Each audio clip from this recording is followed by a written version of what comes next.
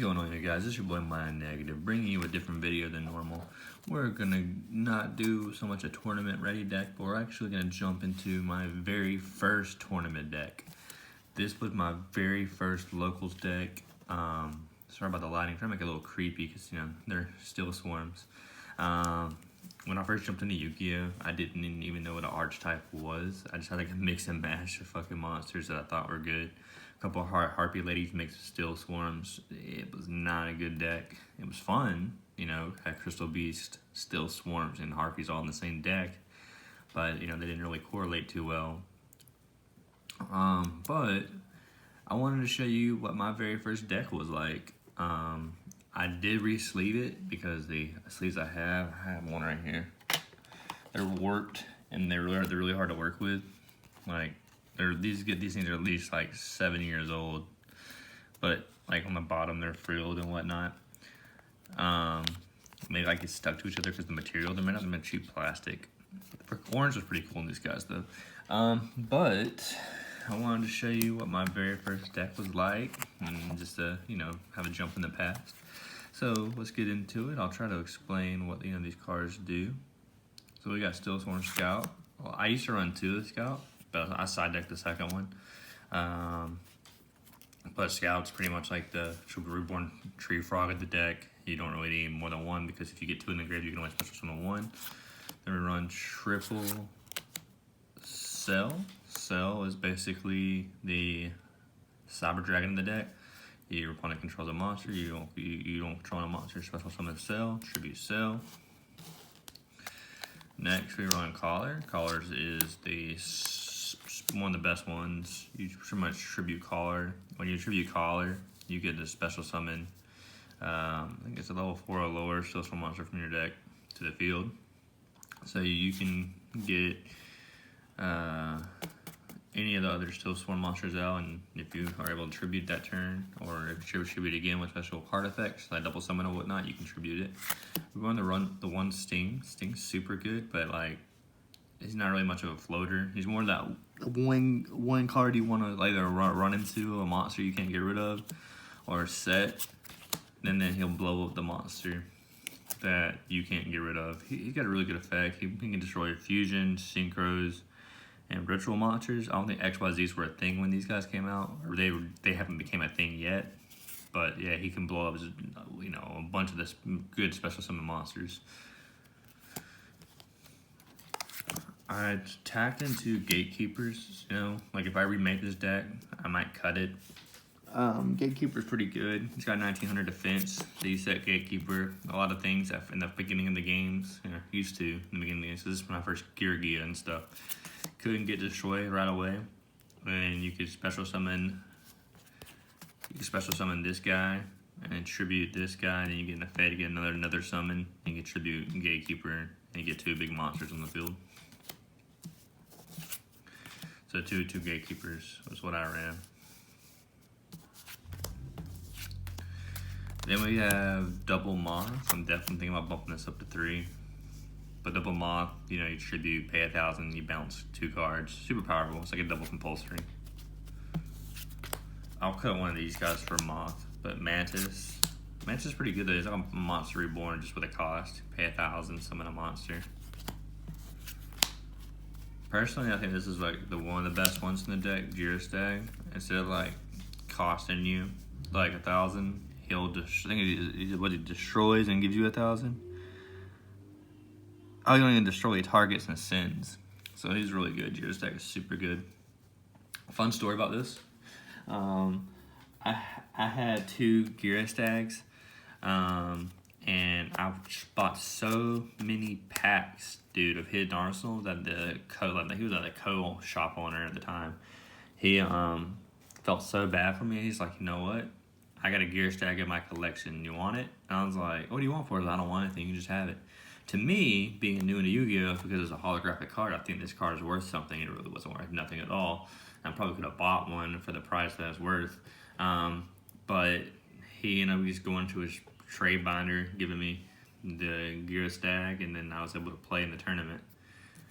Very thankful to that dude. Thank you so very much. His name was Al. Thank you so much, Al.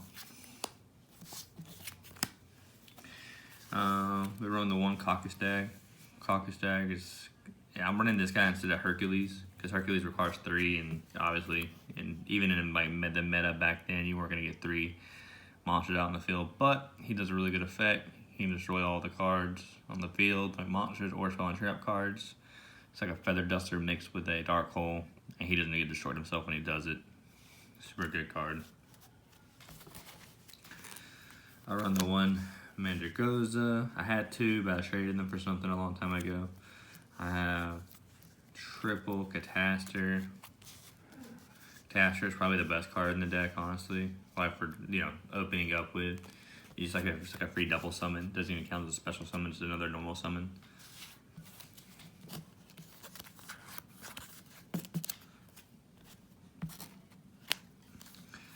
One Dark Grepher. Dark Grepher's pretty good. You can pitch strong monsters to the graveyard, then res them with Mantis. This is like the main reason why I run 2 Mantises. Just so I can seed Mantis to res the strong monster I pitch to the grave. And you get a special summon. So then you could just XYZ. For spells, not many spells. Double first step towards infestation. This card, I didn't really play it well back then. Now that I'm older, I understand how it works. Pretty much, you just, during your opponent's turn, either during battle or the end of their turn, pop it, send your monster back to your hand, get a free draw. It's pretty good. 3 is pretty cloggy because you're not guaranteed to have a tribute monster on the field and you don't want to draw 3 of them. We run the one Allure or Darkness. This card was very expensive when I was playing. Probably it's still kind of pricey, not like cheap, but we ran the one Allure. Allure helped me every now and then. It was always risky. Dark Hole was a must. No explanation needed for Dark Hole. The Reinforcement of the Army, just good card to have to get. You get the Catasters and you can get the Dark Grepher. It was very good when you open one with Reinforcement. You were always guaranteed a tribute when you got the Cataster. Traps, these are very good. These are really good. You can do combos with these. They give 800 attack. I'll try to show it in the camera. They give 800 attack to a monster, and you can pitch one to the grave. So you can literally target a Juristag, make it like 30. What's that? 3,400 pitch. Pitch the Still Swarm Scout to the grave. That way you can start reboarding the Scout if you're as a monster, or you can pitch like it doesn't specify what level they have to be, so you can send like a strong one, like a Caucus Dag, then tribute summon to Mantis, special summon the 2,800 monster. Very good. You don't need to play more than 2 though, maybe 3. I don't know. I'm thinking 3 might be work. Now you can literally sub this card out for Call the Haunted, but of course back then I didn't have many cards. So pretty much pay 500 and you can special summon 1 level 4 or lower. Still Swarm Monster, pretty cool. I mean, it builds combos. It's like special summon a Caller, tribute Caller, additional special summon. It's a lot. Play the 1 Infestation Wave. I tried 2. I really wanted to work with 2, but you really have to have a tribute summon monster on the field to be able to make this card work. And you're not always going to be guaranteed a tribute summon monster, so it could be a dead draw sometimes. So having a 1-up is nice.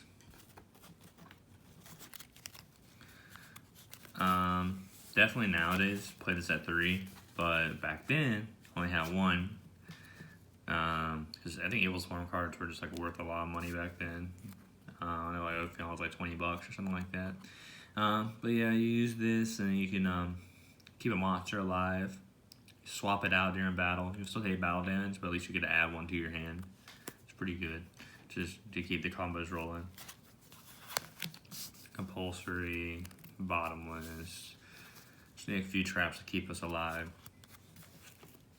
The Dark Illusions, and then Hate Buster. These cards are really good because they specify for fiends, and they if it's anything that targets them, like spell, trap, monster effect, you just negate and destroy. These cards are really good, like honestly. They keep the smaller ones alive and the big ones alive if needed. I'm not really gonna, I mean, I'll show you the extra deck, because it really wasn't much back then. I really didn't have an extra deck for this deck. But what I do have is whenever I got my cards, you know, people were not going to trade. I got the Dark Rebellion.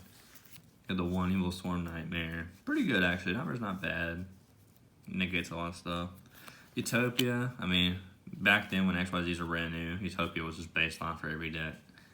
And then Gymnite Pearl, like, again, this card was really powerful back then because it was a free 2600 monster that wouldn't get destroyed by bottomless trap hole because it has no effect. So, this was a good card. I mean, obviously now, like, I do have a Evil Swarm deck put together. That's where all my good Evil Swarms are at, like Ophion and all that. But, you know, for a beginner deck, I mean, this is pretty fun, man. I mean, it wasn't, like, nothing too complicated. You know, if I had XYZ, I would. It was usually just tribute summons. But, you know, there would be a few things I would change about the deck now. Like, I would definitely, you know, sub, let me find them. I'd sub these things out right here for Call the Haunted. I would, if I had another Allure of Darkness, I would swap it out in here. I would probably get rid of a Mantis and add a third Moth into the deck. I'd probably get rid of the Gatekeeper, one Gatekeeper probably, and add another Scout and a one, and well, let's hit the side deck. That'll make more sense. Hold on. So the side deck that I have today is very small. Like I said, this was like when I first started playing Yu-Gi-Oh, guys, so no judgment. I had another Scout, I had another Hate Buster, remember I tried to just work 2 of these, and I had the 1-for-1. If I was gonna change some stuff, I'd probably take out the Gatekeeper, one Gatekeeper, sub it for the Scout, and then I'll take out something else and just sub in the 1-for-1. 1-for-1's still good to pitch, but yeah, I mean, like, I know this isn't like, you know, what you can play in 2020. This is more like 2015 at best. Not, you know, it's not the best, but this is what I had when I first started out. You know, like it's a fun deck, man. I always love the designs. I love that they all had tattoos. Like, I love the artwork, the backstory. Everything about this deck was fun. This is more for a nostalgia video than anything, but I really appreciate you guys watching. If you guys want to see another deck profile, please let me know. I'll turn the light on next time. I thought it'd be kind of cool to have, like, the creepy, crawly demons in the dark. The sets are all hollow, but yeah. Alright, guys, catch you in the next video. Later.